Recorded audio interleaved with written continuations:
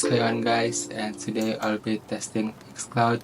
That is a cloud gaming service in an unsupported region. As you all know, Xcloud is a cloud gaming service created by Microsoft. It lets you play video games on various devices like smartphones, tablets, or computers without needing a powerful gaming console or PC. So the first thing that you need is a Microsoft account that has Game Pass Ultimate, and the second thing is a VPN.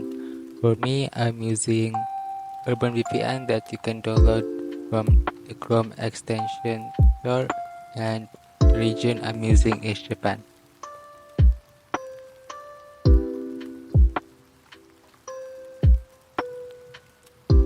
Let's launch the game. You can turn off the VPN so your internet speed will be faster.